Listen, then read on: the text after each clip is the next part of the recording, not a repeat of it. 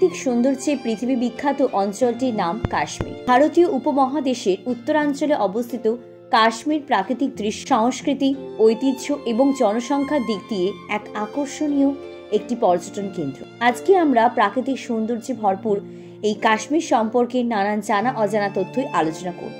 কাশ্মীর নামটি এসছে কাশ্যপ মীরা থেকে, যার অর্থ কাশ্যপের দেশ। প্রাচীন লোককথা অনুযায়ী কাশ্মীর ছিল বিশাল হ্রদ, যার নাম সতীশ্বর, এবং ঋষি কাশ্যপ এই হ্রদটিকে শুকিয়ে বাসযোগ্য করে তুলেছিলেন। এরপর এই বাসযোগ্য স্থানটিকে কাশ্যপের মীরা বলা হয়, যা পরবর্তীতে কাশ্মীর নামে পরিচিতি লাভ করে। কাশ্মীর 42,241 বর্গ কিলোমিটার এলাকা জুড়ে বিস্তৃত একটি অঞ্চল। এখানকার জনসংখ্যা 1,36,00,000। কাশ্মীরের উত্তরে হিমালয় পর্বতমালার সীমান্ত অবস্থিত।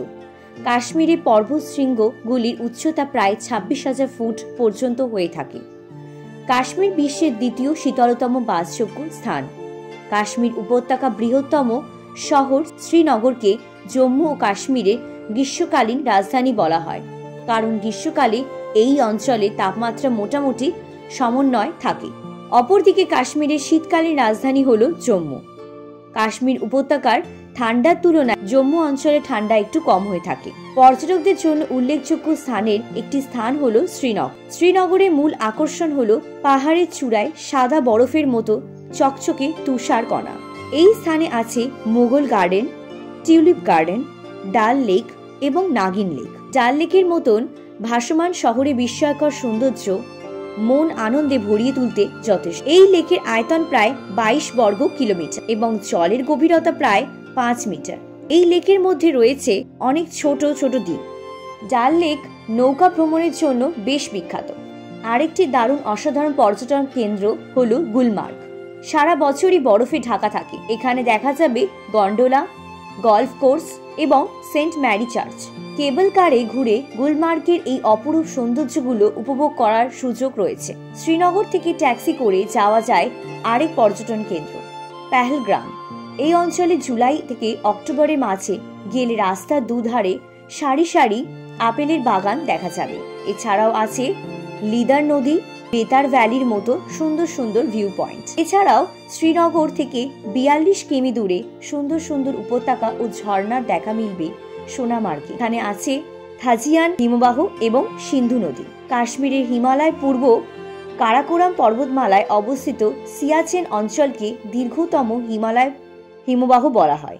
জম্মু ও কাশ্মীর অঞ্চলে এই হিমবাহটি প্রায় 76 কিলোমিটার এলাকা জুড়ে বিস্তৃত। কাশ্মীরে আরও একটি বিস্ময়কর স্থান হল প্যাংগং স্নো লেক, যা সমুদ্র পৃষ্ঠে প্রায় 14,270 ফুট উচ্চতায় অবস্থিত। একই সাথে পৃথিবীর সবথেকে উঁচু নোনা জলের হ্রদ হিসেবে বিবেচিত হয়। সাধারণত লবণাক্ত জল বরফে পরিণত হয় না, কিন্তু এটি একটি অদ্ভুত হ্রদ যেখানে লবণের উপস্থিতি থাকা সত্ত্বেও শীতকালে জমে যায়। জেনে আরো অবাক হবেন, কাশ্মীরের জোজিলা পাস নামে একটি অতি বিপজ্জনক রাস্তা রয়েছে। রাস্তাটি বিশ্বের সবচেয়ে বিপজ্জনক রাস্তাগুলির মধ্যে অন্যতম। বিরূপ আবহাওয়া, ঝুঁকিপূর্ণ বাঁধ এবং ঝুঁকিপূর্ণ পাথরের জন্য এই রাস্তাকে মৃত্যুর হাইওয়েও বলা হয়ে থাকে। কাশ্মীর কিন্তু ঐতিহাসিকভাবে একটি বিখ্যাত পর্যটন স্থান। কাশ্মীরের সুদীর্ঘ প্রাচীন সংস্কৃতিতে সমৃদ্ধ একটি ইতিহাস রয়েছে। এই স্থানটি পারস্য, মধ্য এশীয় এবং ভারতীয় ঐতিহ্য সহ বিভিন্ন প্রভাবশালী সংস্কৃতির মিলন স্থলে পরিণত হয়েছে। অঞ্চলটি তার প্রাণবন্ত সঙ্গীত, নৃত্য এবং কবিতার জন্য বিখ্যাত। কাশ্মীরের মানুষের অসম্ভব কর্মক্ষমতা একটি দারুণ উদাহরণ হল করজগ্রাম। কাশ্মীরের লাদাখের চাংথাং অঞ্চলে সমুদ্রপৃষ্ঠ থেকে প্রায় 15,100 ফুট উচ্চতায় অবস্থিত এই গ্রামটি বিশ্বের সবথেকে উচ্চ চাষাবাদযোগ্য ফসলের খ্যাতি হিসেবে পরিচিত।